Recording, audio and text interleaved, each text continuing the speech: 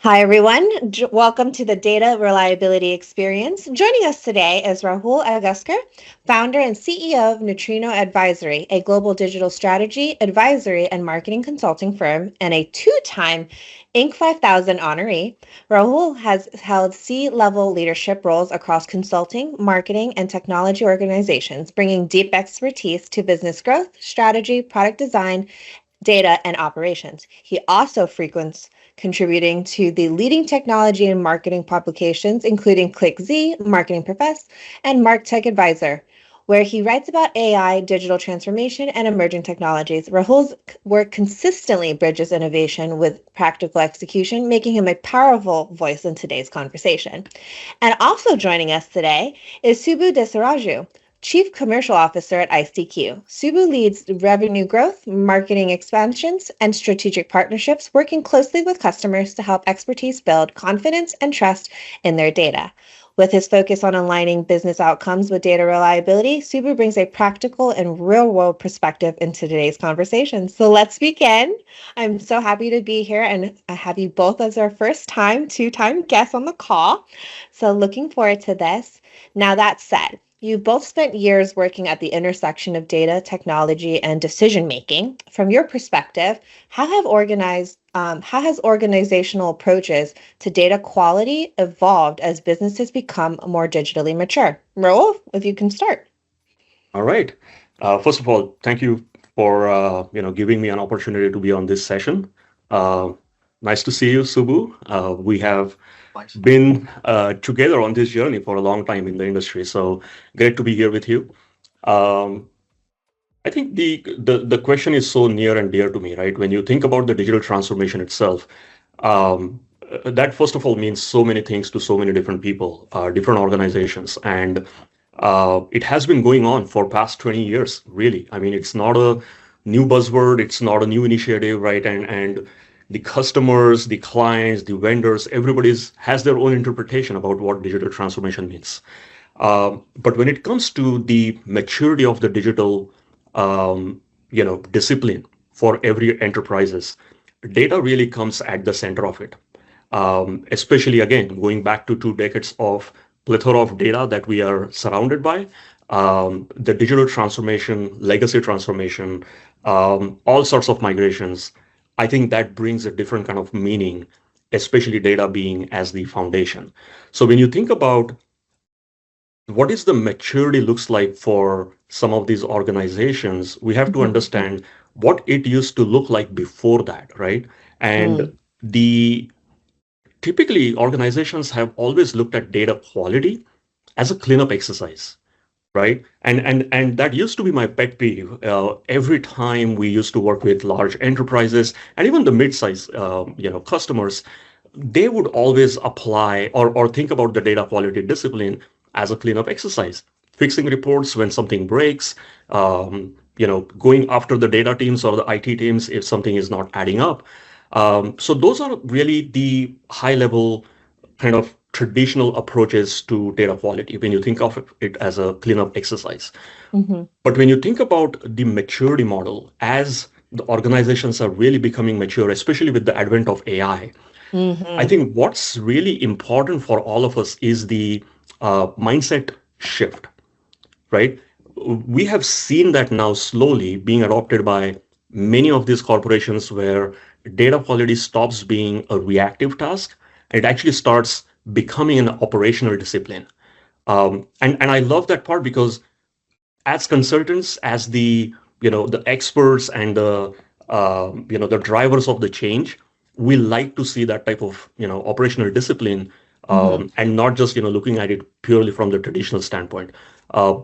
Especially when you think about the driving the automation or forecasting or even enabling AI nowadays, right? The data quality cannot take a backseat. It cannot just sit with the reporting layer anymore, right? It has to be embedded across all the data lifecycle. When you think about the ingestion, the transformation, and the consumption layer.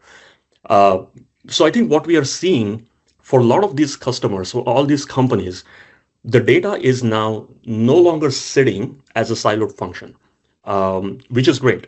And not Mm-hmm. everybody has started doing that. Obviously, we are the change agent and kind of trying to enable that change as part of our engagements with many of these large enterprises. But they're slowly adopting uh, this mindset shift that I was talking about, which is the data cannot just operate in isolation. It must become part of your organization's fabric. It needs to be embedded in your culture, in your processes, in your the behaviors and the decisions that you make every day. So I think we are seeing that change, as part of the larger digital transformation. So those are my thoughts. And I know, Subu, you're here today. Would love to, kind of also get your understanding. What are your thoughts on this, when you look at this from the data quality and maturity perspective? Yeah, Mm-hmm. no, Rahul, I first of all want to start by thank you for being a part of this conversation, right? I mean, you have such tremendous expertise, and like you said, we've been on this journey, together, Yes. through this digital and data transformation journey. So I loved how you essentially, I think, set up the shift that needs to happen from looking at data quality as a cleanup exercise to one of operational discipline, right? And I think this is really the crux of it. You hit the nail on the head, especially as we think about organizations investing so heavily in AI and data systems. I mean, I think there's no debate today that data is the oil for growth, right? It is the fuel for growth. I think there's widespread recognition of it. Yet, when you kind of look at, some of these studies out there, like there was a study done by Drexel University and Precisely just a year or a year and a half ago, which basically said that organizational leaders don't trust their data as much, right? Only Mm-hmm. 46% of leaders trust their data, according to the survey. And what's even worse in some respects is that 70% of those who don't trust their data cite Mhm. data quality as their biggest issue. And that's exactly Mm-hmm. because of what Rahul, you're pointing out, which is that it's an after the fact kind of emotion. Data quality is an after the fact motion, and I think there needs to be that operational diligence and focus, because the fact is that most organizations have invested millions, if not Mhm. tens of millions, in data quality initiatives. And they hire teams, they hire data stewards, they implement governance frameworks, but yet data quality issues, they persist, and worse, they actually continue to multiply. So I think your observation is very, very salient. And, you guys bring a really great point. Just within the last 20 years, data is, for a civilian like myself, was the matrix zeros and ones and what clean data looked like back then. And of course, being in the data center capital of the world here, in DC, Maryland, it's been quite an interesting change just within the last 3 years, especially with AI's involvement. Now, that said, why is the traditional check at the end, the cleanup part approach to data quality failing so many organizations today? Uh, Rahul, any thoughts uh, on that? Interesting question. Lots of thoughts, especially when again, we have to look at why that started to begin with, right? Like why there is this existing behavior at so many different companies that check at the end, data quality testing is okay or has been okay so far. And that's because, again, kind of going back to the last 20 years, not to repeat the point, but the initial parts of the, I guess, so to speak, internet revolution, the big data, the mobile apps, and everything. Uh, Between 2005 and 2015, roughly, I Hmm. would say, the number of data sources or just the amount of data that we used to consume and make sense out of, right? And then the reporting, the processing of that data that required for that type of data was Hmm. very limited compared to what we are looking at today, right? So the majority of the reports were kind of static. They used to get updated very infrequently, I would say. The data processing itself was pretty much batch mostly compared to the streaming analytics that we talk about nowadays in the industry, and just the sheer number of data sources that even a mid-sized organization is ingesting nowadays has multiplied like crazy, right? So just the exponential growth of all these different aspects is not really well suited for what they used to do in the past. Mm-hmm. So that's why I think the whole check at the end, concept, the practice is not really yielding those efforts anymore, or the results, I should say. Uh, and conversely, when you think about all the new things that we are trying to consume, with all the AI related, applications, and even the IoT, the sensor-based data, social media data, right, is just growing exponentially. Uh, you cannot just rely on check at the end, because the damage has Mm-hmm. already been done at that Right. point, right? When you have such a dynamic, distributed, and constantly changing ecosystem, I don't think that principle, that practice is sustainable anymore. And we are seeing that, right? In a lot of leaders' frustration, the C-level frustrations, the board level frustrations that we are seeing is mainly because of that, because the damage is already done. You don't necessarily catch all the upstream data related changes that are constantly happening, including even the fundamental schema level changes, right? In some cases, you think about the partial data loss or the logic drifts itself. And just to complicate things, the KPI keeps changing all the time, even from the Mm, business standpoint. So it's not that's just the right. IT or the data teams, right? So I think that's kind of compounding the issue of the check at the end principle. Uh, Mm-hmm. and I think for the leaders, then it's a trust killer at the end of the day. You're not looking at the correct numbers. There is no predictability. There is no early warning systems. And for those reasons, the issues keep surfacing again and again. And then finally, leaders is like, you know what, this is not something I can trust anymore. Let me just go back to the gut check or the previous, decisions that we have made, which is even far riskier at this point. Mm-hmm. So those are my thoughts at this point. Now, to reframe that question for you, Subu, especially with the comments you made earlier about 70% of leadership do not trust their data, how does this erode that leadership's confidence in that data? How is that affecting, and what have you been seeing in this world of that? Well, I mean, there's, I think, at the business level and at the C-suite, and even, within leadership teams, right? I mean, I think there has been a significant erosion in the trust of data, and to Mm-hmm. actually kind of just take it back to what Rahul was saying, right? And it fundamentally, I think, stems from this check at the end mentality, right? Which Rahul so, aptly pointed out. And the genesis of this problem, actually, right, and the erosion of trust fundamentally stems from the fact that I'll give a very simple analogy for this, right? I think about kind of data, products, or the end realization of the data products at the end of like the value chain of data is like a cake, right? I mean, it's like Mm-hmm. baking a cake in some respects. I mean, just to kind of simplify it, right? And I mean, what we're expecting is a wonderful cake that's been professionally prepared, but when it's consumed, you're like disappointed, right? It's not, it might be, I mean, you just know it has the wrong ingredients in it. So, and this is basically kind of occurs because look, when you're baking a cake, you start out by first of all ensuring that you have the right ingredients against the Mm-hmm. recipe. There's a recipe. If you have the right ingredients, you need to make sure that you have flour, yeast, sugar, and whatever other essentially condiments you're going to use in it.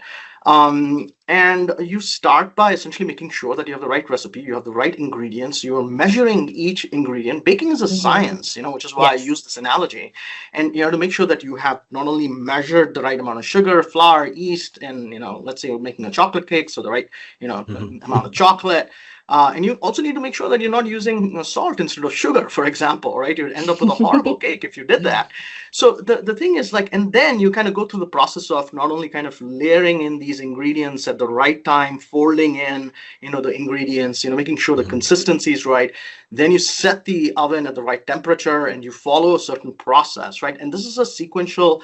I mean, it doesn't have to be sequential, but it's an order. There's an order of operations here, and there's a check at the end of each process in the operation.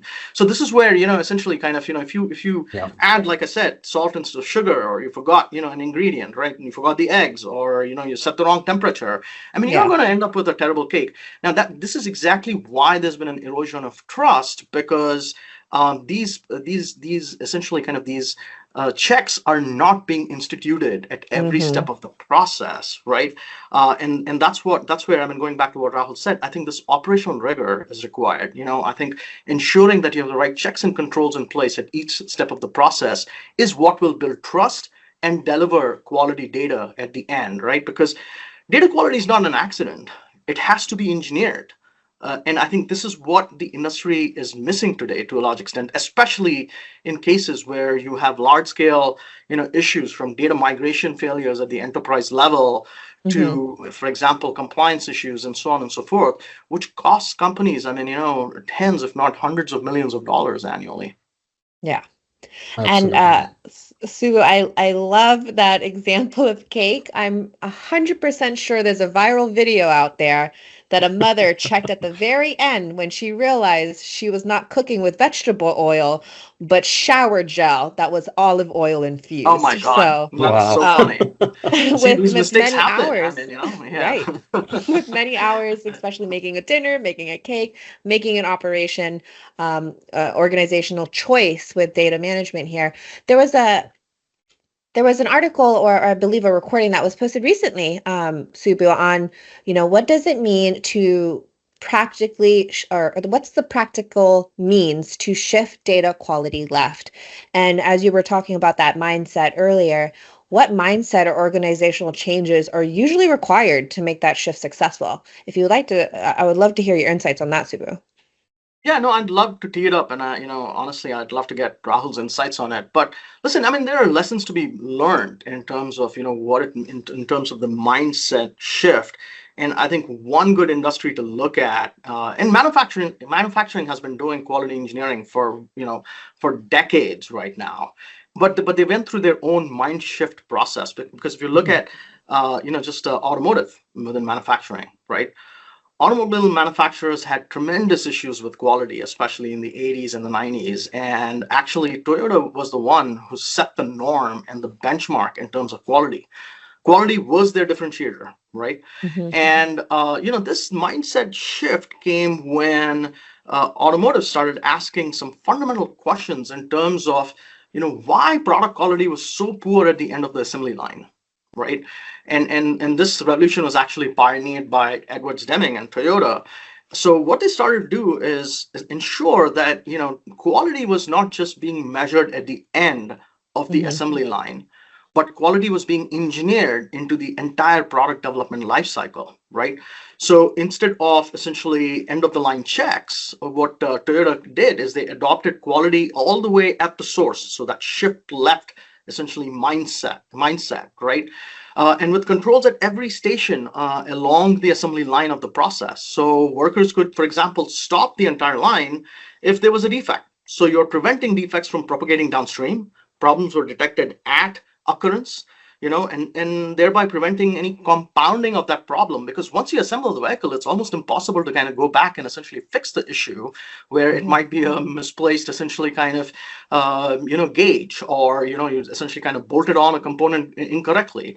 And imagine having to disassemble the vehicle and fix the issue, which is extremely expensive and often not possible. And these are exactly where issues occur within the data lifecycle as well, because it's almost impossible to, roll back, data defects once they're integrated into a data ecosystem or in production. So I think there's a lot of lessons that we can actually learn from the automotive industry. Thank you for sharing that. Now, with Rahul, how have you been are you seeing that as well in your industry experience? Yeah, absolutely. And I love those examples, Subbu. And not only manufacturing, right? But when I look at the construction industry, for past 100, 200 years, they have been precisely making giant, architectural marvels without any major issues. I came up from a development background, from the technical architecture background, eventually, to kind of dabble into the marketing and the finance and the data.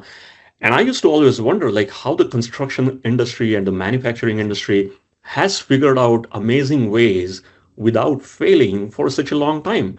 And you're looking into our own engineering teams about, hey, why something is breaking like every other day, every other month. So the reliability, the quality has always been an issue when you think about the technology in general. And look, I mean, technology, the data, these are all relatively new compared to, when we compare that with the manufacturing on construction. But there is a lot of inspiration that needs to be taken from each one of them, right? Like, how do we replicate some of these processes? What can we borrow that can be applied on a repeated manner, right? That Mhm. sustainable process is really important. Um, I think one of the things that I have always heard from, talking to some of the C-level leaders is they always get frustrated about the data quality because the failures that happen, they're always opaque. There is no Mm. transparency by the time they really understand what has gone wrong because they can't really pinpoint exactly where the issue came from, why something is not working. Nobody can actually give you definitive answers. So that the distrust kind of increases, it just multiplies, and then it erodes the trust and finally giving up on the data, right? But coming back to this mindset shift that we are talking about, right? Like, what does that really mean from the quality standpoint? By going left is really what Subu was trying to mention. How can we start checking the data, testing the data early on? And again, there are so many concepts here, right? And what I love about Subu at iceDQ, you guys are really embracing all the principles of data testing, data quality, data reliability, the monitoring, the observability. These are like the important concept. That's the crux of how you're building your architecture, your apps, your technology foundation. And I love that how you have built into iceDQ as your product. But really, when you think about each of these aspects from the lifecycle standpoint, you have to treat data as a product. There is Mm. no other alternative, kind of going back to the operational mindset that we were talking about. You have to look at data as your product. And what that means is really, really understanding what types of different checks and balances I have to implement at the ingestion level, during the transformation, um, at the consumption level, how the analytics and BI team can really rely confidently on the data that they're receiving, which is, by the way, almost changing by the hour, by the minute sometimes. When you think about the financial companies, the trading desk and things like that, it's a complicated world. And we have to ensure that these practices are shifted on the left-hand side, ensuring that the quality is consistent enough so that you can measure it reliably. It needs to produce that consistent output. So I think from that perspective, when you look at it, things start changing, right? You have to think about what really erodes the trust. You have to literally make a checklist in terms of, um, like whether the data quality itself is the root cause, or is it the culture of the company? Is it the lack of alignment on the KPI or metrics? Mhm. Uh, is it the data ownership or accountability issue, right? What is the confidence score for each of the data sources? All of that needs to be factored in. Those are all great points. It's something you mentioned earlier about changes and that trust. And I would be remiss not to bring this next topic up, but AI. As organizations embed AI into their decision making, Yep. trusting such a system, how has how does data reliability shape what actions leaders are taking or avoid taking, in regards to AI? Um, that would be an open question for either, because I'm sure there's some really good thoughts on this one about AI. So. Yeah, no, and it's a topic of, the 2025 and 2026. It's a relevant topic. I'll take a stab at it, and Subu, I would love to know your perspective as well, because I think we are all Absolutely. learning, going through this industry shift that we are seeing. But AI frankly raises the stakes, Mm. like anything, right? When you think about the data reliability, the traditional ways of thinking, it might just append whatever we have known so far, especially when you think about not just the number of data sources that we are consuming, but also how we detect the anomalies. Because what if you're training the model itself on the data that's coming in? What if that data foundational layer itself is at question? You have to really understand the sources of the data, the validity of the data, the accuracy, the completeness. the freshness, all these different layers of the data, you really, really have to take that into consideration when you think about the AI and then training the model based on that. Uh, but I think, yeah, detecting the anomalies is going to be one important aspect, and we have to figure it out, right? Like, how do we leverage AI to actually accelerate the anomaly detection, but at the same time, how do we first train the AI to get better at anomaly detection? It's almost like a catch-22 situation, but you really Mm-hmm. have to understand with that operating mindset, data as a product, if you really start at the fundamental level, the foundation level, you are going to figure out how do I apply the quality and reliability principles at scale from the left hand side of the equation. Everything is going to fall in place after that. So I think those are some of my thoughts. There are few areas that we are currently working, like this is a question or a topic that many of our customers are coming to us in terms of what does the AI readiness checklist looks like, right? And not just from the data perspective, it's a much broader conversation.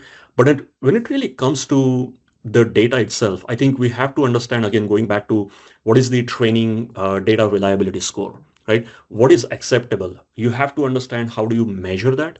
You have to understand what do leaders actually take out from that as the next action. You have to understand the model featuring, right? The feature freshness compliance. What is the prediction accuracy? When you think about 80%, 90% accuracy of the model, that sounds great. But like, is 20% actually meaningful enough for us to not miss that part as well? Mm-hmm. That's equally important.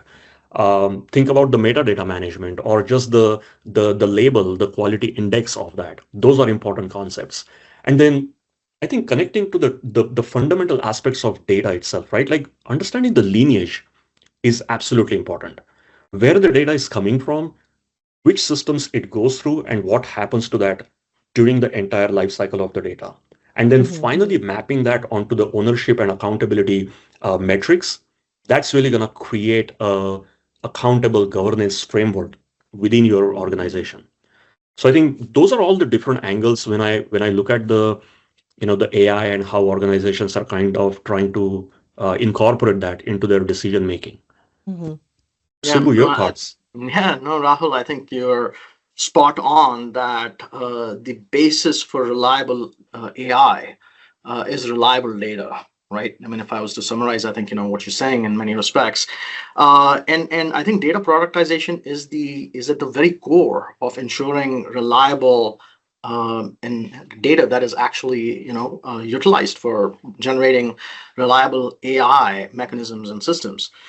Because here's the thing, I think you hit on this, like 80-90% accuracy, for example, right? Let's say we create an AI mechanism in pharma, right, to diagnose patients, with terminal illnesses, right, or essentially Yes. with, or Yeah. what treatment essentially be provided to somebody who has, unfortunately, a terminal illness or a condition, right?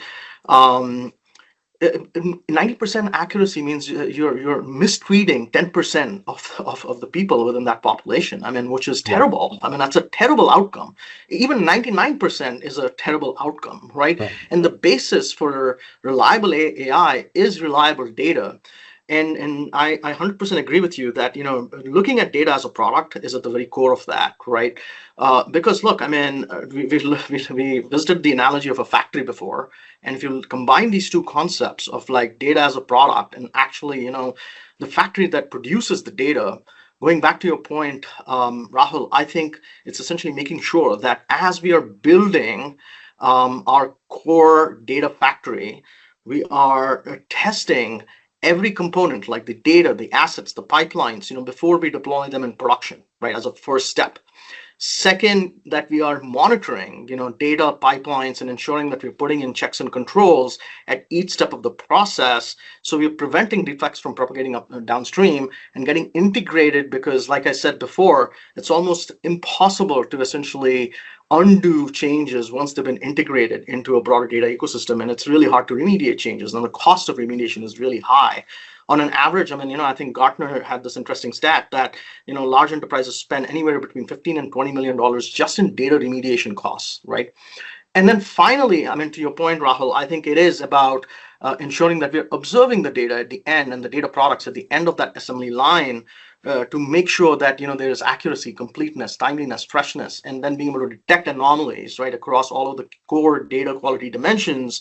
So any anomalies at the end are detected. But if we do these 3 steps correctly, right, I mean essentially build and test, right, monitor as you launch products into production, and then finally observe at the end of the assembly line, I think you have the basis for a highly reliable Six Sigma level level of operation from a data standpoint. It comes back to that operational discipline and instituting those checks and controls along the process.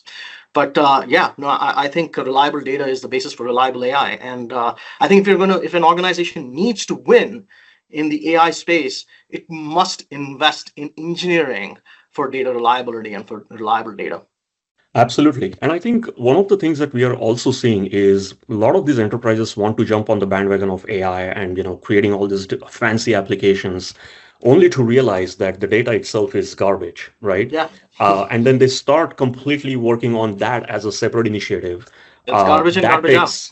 Exactly. That takes weeks and months and years. And then the whole AI aspect, then you start feeling that you're, falling behind and things like that. But there are few fundamental concepts is all it takes to really embrace that discipline, right? Just again, some of the things that we talked about, how do we shift, on the left, how do we really think about the data testing, quality, all of these aspects of the, just it's a mindset, it's a cultural change. Sometimes I have seen a lot of companies create a culture of fear. You can't really raise your hand saying that, hey, we are seeing some kind of issues and give us time and resources to actually pursue that. But everybody wants to move 100 miles an hour. They want to have perfect data, not the predictable data. And then in the fear of that, the data and IT teams sometimes just go through whatever is in the existing way. They don't challenge the behaviors. They don't actually go out and talk to leaders about raising their hand and do something about it, only to then, get into these meetings in the board meetings or some of the large conference calls where the leaders are furious because they're really not getting all the information that they were promised by their teams. And it's just a death spiral from that point on, right? I think we have to stop that somewhere. And companies like us, we are trying our best. How do we advise? How do we, bring that type of mindset into the practice?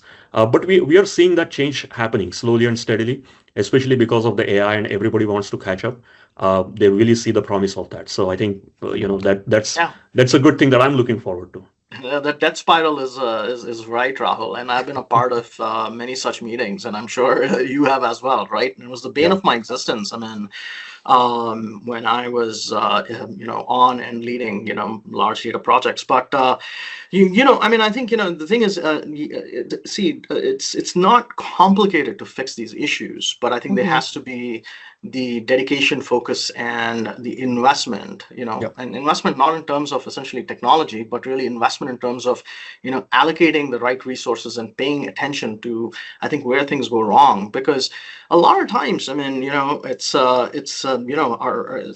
bad data at source that's causing these issues. It goes again all the way to the left, right? Pipelines are often deployed without proper QA. I mean, organizations have invested massive amounts into creating application quality assurance and quality engineering teams. Big gap today is that enterprises don't have the same kind of commitment organizationally to data in many respects, right? Who's ensuring that a data pipeline once built is also actually getting tested before being deployed into production? Who's ensuring that checks and controls are being instituted? I mean, they are, but to some extent, but often they are not essentially done at the level where you can identify exceptions and prevent processes from failing because of like the timing of data or essentially kind of the sequence of operations, so to speak, right? So orchestration, scheduling, I mean, are critical problems. And then when it comes to AI, it's things like are you catching data and schema drifts, right? Are you catching those anomalies, right? Do you know if your business level data has been reconciled? And this is where I think it's really, really important. I mean, to kind of avoid that death spiral by instituting the right checks and controls all the way along. So just kind of want to reinforce Rahul's point there. I think spot on. Yeah. And so a lot to unpack there. There are so many aspects as from what you touch from an executive level to just the team itself and what they can do from, as you mentioned, or kind of the history of where that data is coming from, especially with AI and all of its new promises, with that said. Hmm. And within those layers, of course, it's a lot of business, right? How should leaders think about that, the ROI of investing in data quality and reliability, especially when the payoff is not tangible, it can't be easily measured? What are your thoughts on that, Rahul? Yeah. Where do I begin? So I think the leaders usually make a mistake, first of all, before even thinking about the whole ROI topic, Mm-hmm. right? Is they're throwing tools and platforms, hoping that if I throw an amazing platform at it, it's going to solve all of their problems magically. Mm-hmm. But going back to Subu's point, is it's the who and the how, which is part of the people and processes, right? So I think that is another layer that all the companies should pay attention to, and they need to solve for that, right? So just throwing the tools at the problem, that's really not going to solve the issue. Mm-hmm. And then when you think about the overall ROI, it's rarely going to show up as part of your top line revenue item. It's rarely, it will never, right? If anything, it's actually going to show up as the cost line item if you don't do it, right? So I think it's just the way of looking at it in a different way, that what is the opportunity cost of not doing something that is absolute Mm-hmm. must have for all the data leaders, for all the C-level leaders to really embrace the data quality, the reliability principles from the beginning, thinking that as a data as a product, discipline, the whole operational model needs to change. If you don't do that, you're going to start seeing the cost of customer churn. You're going to start seeing the cost of losing opportunities, not gaining traction, losing to the competition. All of those things are going to add up very quickly. So I think Mm-hmm. it's just the way you have to look at it. And by the way, that's a compounding effect. Once that starts happening, it's really hard to stop the bleeding, right? Once the users, your customers, the day-to-day operators lose the trust on the data, and Mm-hmm. that part is broken, it's really hard for the company to sustain, and they have to do something drastically at that point. So instead, why don't we just look at it as the investment? You have to make it as part of your ongoing operating model, and that's really going to solve all of your ROI related issues, even when it comes to justifying in the boardroom, right? So I think those are some of my thoughts. Yeah, I think Rahul, you mentioned, for example, all the areas in which bad data impacts essentially revenue metrics. Actually, yes, cost metrics for sure, but Yeah, more importantly, revenue metrics, right? I mean, loss of customers, reputational yeah, damage, essentially, revenue leakage because you potentially applied the wrong discounts, or essentially kind of gave away more discounts than you should have, right? And just to cite some examples, orders that have not been fulfilled properly, for example. I mean, Mm-hmm. all of these hmm, contribute to revenue leakage. So I think this is one of the things that we do talk to our clients about, is that there is a direct line you can draw between bad data and the impact on revenue, right? And you can even keep the costs aside, because as I mentioned, the cost of data remediation is extremely high. And even further, I mean, in regulated industries, I mean, the cost of reporting bad data often results in hundreds of millions of dollars in fines, right? I mean, if you don't reconcile your trades and positions, I mean, according to FINRA, there are massive fines that financial institutions essentially kind of run into because of these types of issues. And finally, I mean, I think in terms of the compounding effect, to your point, Rahul, I mean, the failure points that I described earlier, right? I mean, bad data at source, right? Essentially, hmm, scheduling issues, for example, wrong transformations, Mm-hmm. all result in a compounding effect. I mean, a 2% error in source data combined with a 3% transformation issues, with 5% of issues coming from scheduling conflicts, don't necessarily kind of add up linearly. They add up. There's a compounding effect of yeah, that, Mm-hmm. which results in massive, essentially kind of both efficiency issues as well as revenue leakage issues at the end of the day. So I think the ROI of investing in data is tenfold. And investing in data quality programs and data reliability programs is magnitude of tens, essentially, right? Mm-hmm. So I really think, look, I think you can create a business case pretty simply by looking at all the areas where, the issues that Rahul essentially mentioned occur systematically across Mm-hmm. an enterprise and codifying them. And with that, like looking ahead, you talk about a lot of the new systems and emerging technologies. Which emerging technologies or methodologies do you believe will have the biggest impact on improving data trust and quality across the enterprises? I would say data observability. I think Yeah. just the whole aspect of observability, right? And there is a lot to unpack there as well, right? Like, what do we mean by observability? But I think that's one area I think where organizations can really adopt and embrace that, whether that's from the platform perspective, but also from the process and cultural standpoint, because these Mm-hmm. concepts are they always were there, but I think they are nicely packaged nowadays with some of Mm-hmm. these tools that are coming out. Um, I think Subu, you guys are doing amazing job in with iceDQ in that space. But observability is going to be a big factor. The other is also, as I mentioned something previously, which is considering data as a product mindset. Uh, that is definitely somebody needs to embrace as the leaders of the company. You don't Mm-hmm. have to always go after the technology or the platform. Kind of going back to my answer to the previous question, right? You have to look at the people and the process part of it. So Mm-hmm. those two I would kind of summarize at a high level. Uh, but again, especially with the observability part, that's such a nice, interesting area, and we are exploring that with some of our customers lately, because think of it this way, right? The governance and observability kind of go hand in hand, but they still have a very distinct roles to play. Mm-hmm. I read somewhere that governance, you can consider those some kind of traffic laws or the policies or the licenses, but the observability is almost like the speed cameras or the dashboards, right? So essentially, you need both. The laws without enforcement don't work, and the enforcements without rules create chaos, right? So I think they're kind of hand in hand.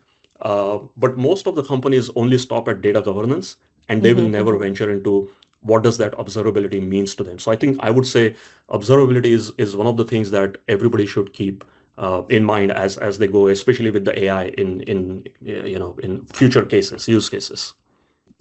Keep the Subu, any conversation. insights? Yeah, to keep the conversation interesting, Rahul, I will respectfully beg to disagree with you on one of the 3 points you made. Observability, data productization, and then people and processes.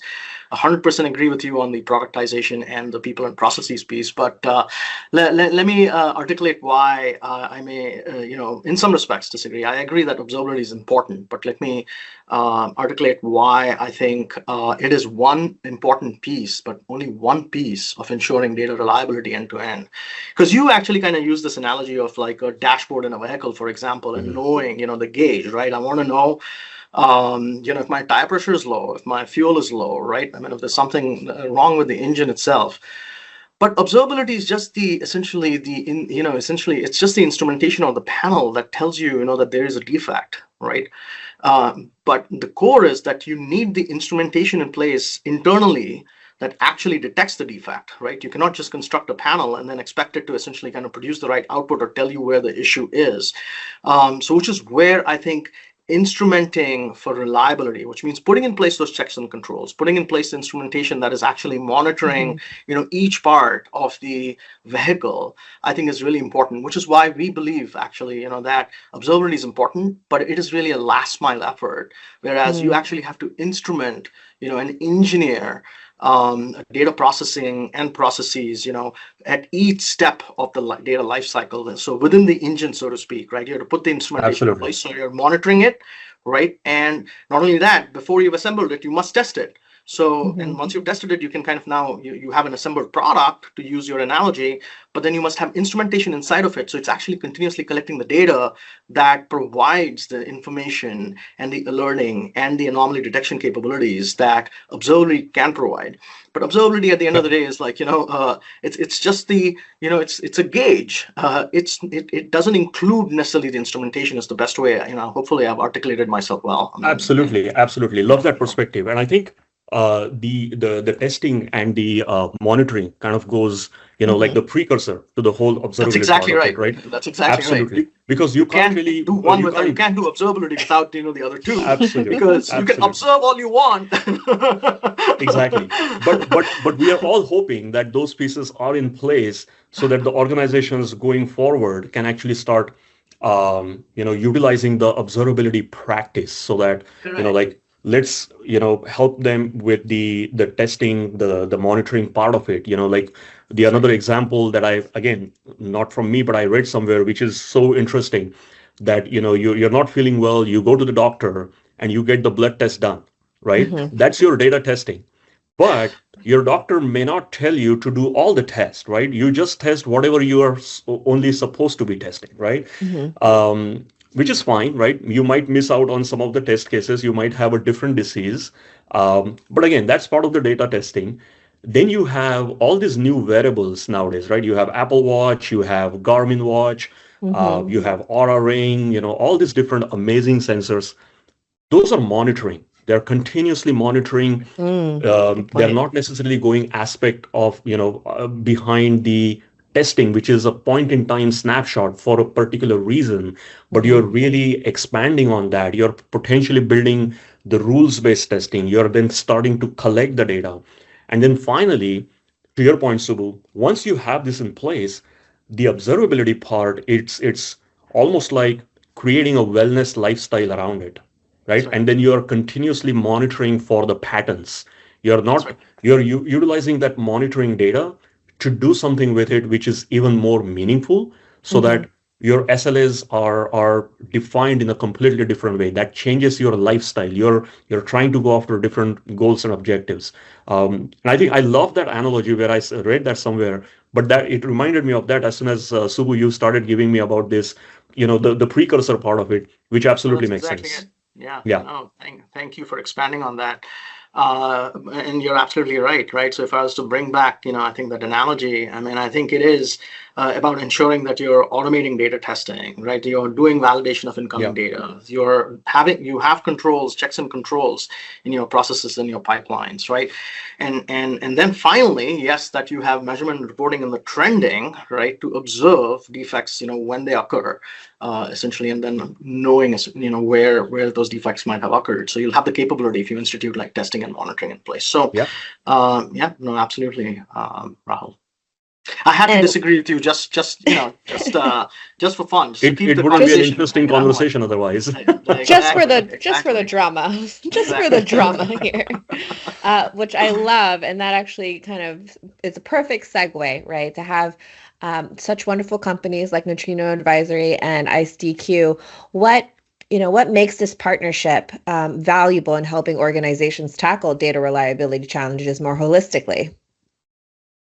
Yeah, I can probably start with, how we are looking at it from our day-to-day engagements with our customers, right? And we have been fortunate enough to work with various different industry verticals, notably with the financial industry, the real estate, some healthcare, manufacturing, and pretty much the story kind of is consistent when it comes to data, and then the lack of testing, the monitoring, the observability. So we are kind of preaching that for the last 5 to 6 years.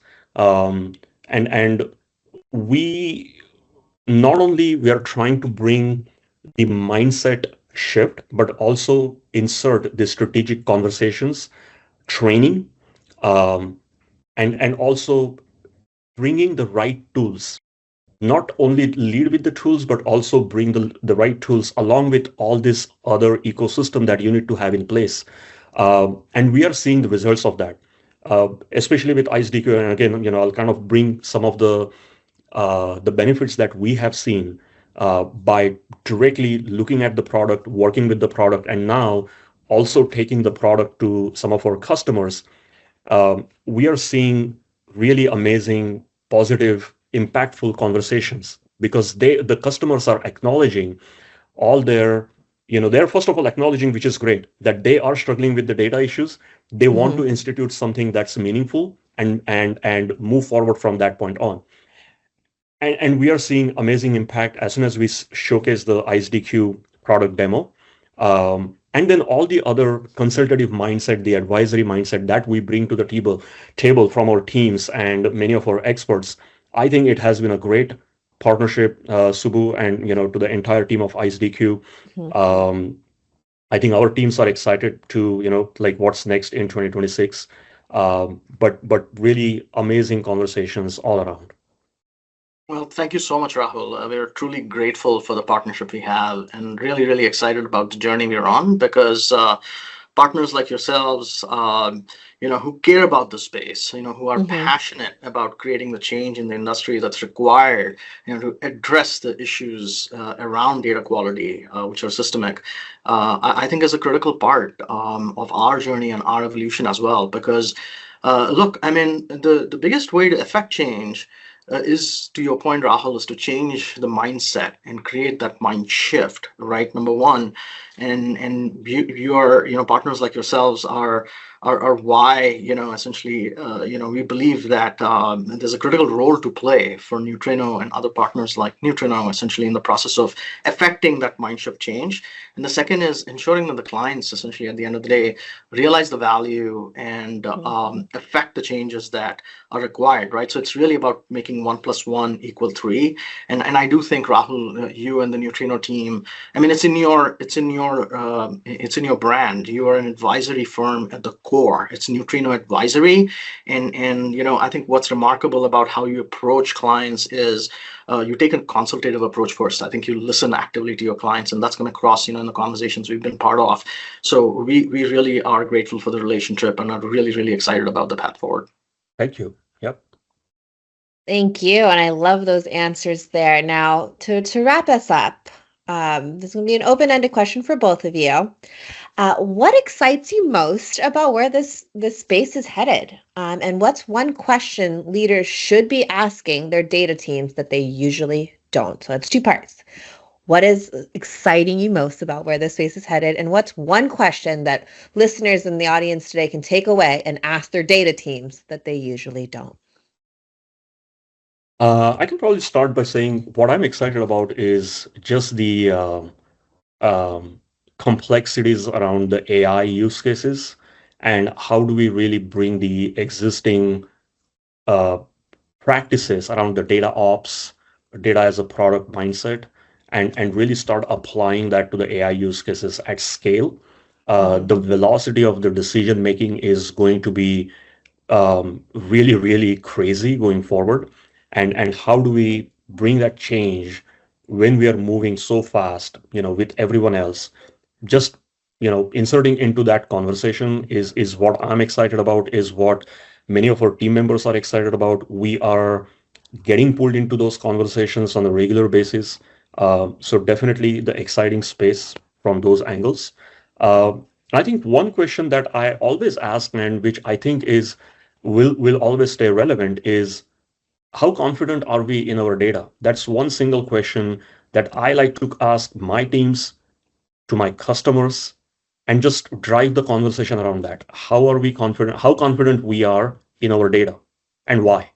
Right? When you start going after that question, and just like when you talk to a kid, right? Like you teach them, ask question 5 times, the why 5 times. You're gonna start really going behind, and you kind of go behind each layer and really try to unearth the problems behind, that are systemic in terms of the tools, the people, the processes.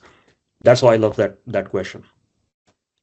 Thank you. And Subu, what excites you most, and what's a question that leaders should be asking their data teams? Yeah, so for the first part, Christina, I think what I'm really excited about is, look, I mean, every organization, an enterprise out there is taking an AI first mindset. what I'm truly excited about is that it's forcing conversations and actions also to address, the need to take a data first and a data reliability first mindset, which is really exciting for me. And to answer your second question, I love Rahul's notion of starting with why. I mean, I think I'm a big fan of Simon Sinek, and kind of peeling the onion and keep asking the question why for sure. But in addition to that, I think the question that I wish that more enterprise leaders would ask their teams is: Are we measuring data quality, or are we actually engineering for it? Good questions. These are really good takeaways for our audience here. Now, last but not least, I do want to kind of roll out the red carpet here and allow you both to kind of share where they can find iceDQ and Neutrino Advisory on the next conference and the next show or episode. Now, Rahul, we can start with you. Where can Neutrino Advisory be found next? What's going on that side of the world for you now? Yeah, we're just getting started with 2026. We'll see where it takes us, but definitely something that's in our store immediately, right around the corner. In the month of February, some of us are going to Delhi, India, for the AI India Summit conference. It's one of the big things that are out there. This will be our first time actually attending that. We attended last year the London Tech Week. That was interesting. And then definitely, yes. So the February is what is right around the corner. In May, we are getting invitation from another conference in Dubai. So a couple of our team members will be there. And then we'll figure out the rest of the time frame for 2026. Don't know, but if we are not at any of the conferences, you can always find us on the website, on LinkedIn, on many of our articles and webinars and podcast sessions like this one. That's exciting, and I love it. You have Dubai and India. These are some great trips to be excited for sure. Now, Subbu, I know iceDQ is doing a lot of things. But is there any highlights you can give us a little sneak peek of what's going on for 2026 for you all?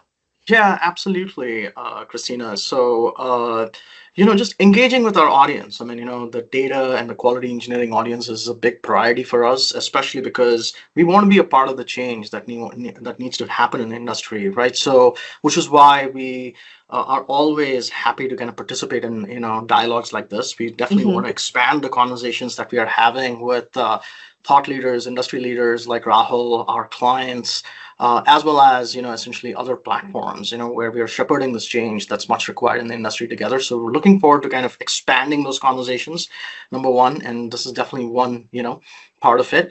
The second thing is, like Rahul, I mean, we do a lot of conferences where primarily we are shepherding the education and the need within the industry, right? Places like QA Financials, whether it's in New York, whether it's in London, whether it's in Philadelphia. I mean, we are at a lot of QA and quality engineering forums, essentially trying to affect this change along with data engineering forums and conferences.